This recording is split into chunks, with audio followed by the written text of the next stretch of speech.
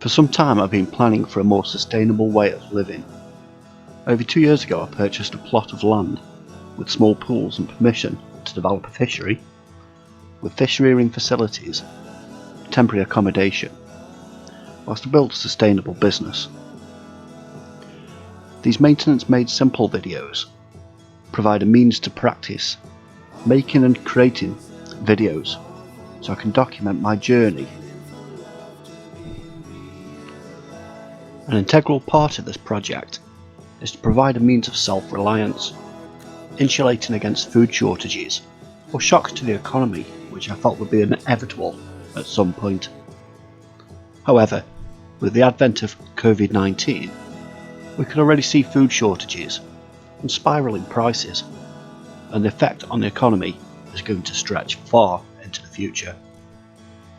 For this reason I decided it was time to start putting into practice some of the research I have undertaken.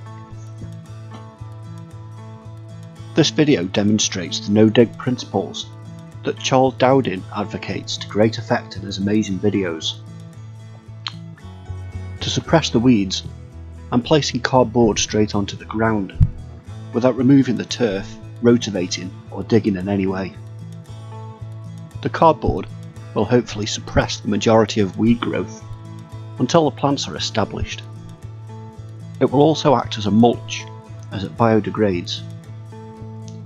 All staples, packing tape and shiny ink labels have been removed, and the slits or holes are covered over with another overlapping layer of cardboard. The edges of cardboard are also overlapped in order to reduce or eliminate light penetrating. By depriving light, we're preventing growth, but nutrients will continue to enrich the soil beneath. According to Charles Dowding, who has nearly 40 years of experience growing vegetables, dug soil recovers from the disruption by recovering with weed growth. When left uncultivated, no-dig soil has less need to recover and grows fewer weeds. No-dig soil is full of beneficial organisms and microbes which help plants to find nutrients and moisture. From my observations, many people build sides using timbers, effectively creating raised beds. Although we have considered this, timber can attract undesirable critters close to the planting area, such as slugs and woodlice. So for now we're leaving the sides out, only using pieces of wood to prevent the cardboard from blowing away as we create the beds. Until we establish our own compost, and you can watch this progress in some of our other videos, we're using shop purchase bags, using different compost in each bed. The first bed is using a multi-purpose compost, containing peat and other composted material, with added nutrients and lime. Labelled as 𝐥𝐢𝐤𝐞 and purchased from 𝐦𝐤𝐤𝐤, this compost feels very fibrous in content, with little soil content and what seems to be large chunks of wood.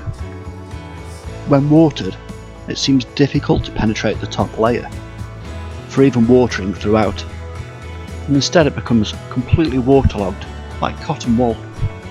We will be comparing performance of different types of compost, and I'll provide my opinion of each later in this video, whilst the resulting performance will be seen at harvest time. So stick around and subscribe for future videos. When the compost has been placed to a depth of 10 to 15 centimeters, we will tread it down prior to watering.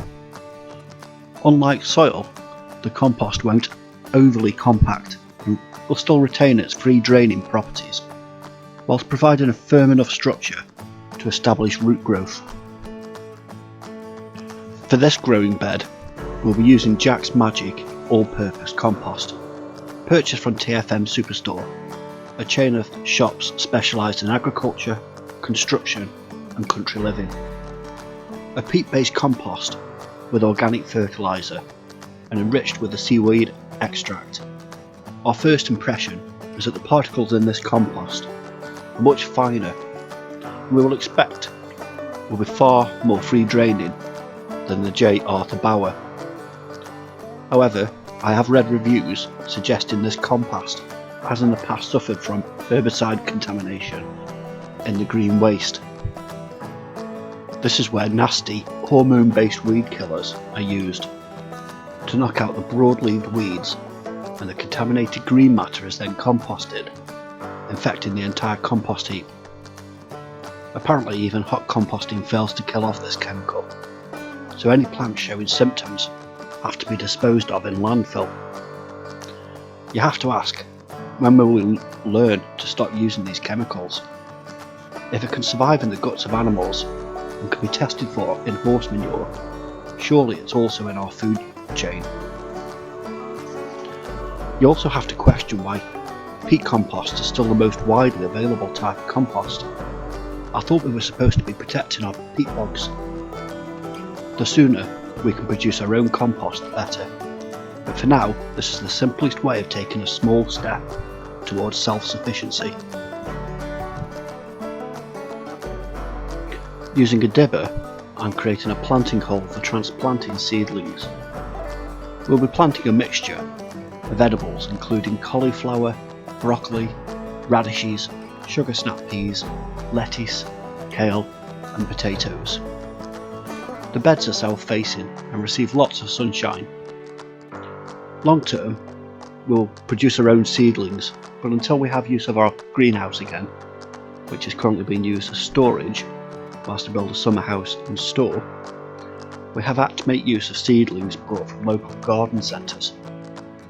We're well into May, and if we delayed any longer, we wouldn't have been planting anything this year. The total cost for compost and seedlings has amounted to nearly £140, of which £110 was for the compost. If harvest yields are average, we might yield around £60 to £70 worth of vegetables and salad. So cost-wise, this is certainly not the best way to provide. However, the compost will be reusable. And with that being a significant part of the cost, future years will significantly reduce the burden.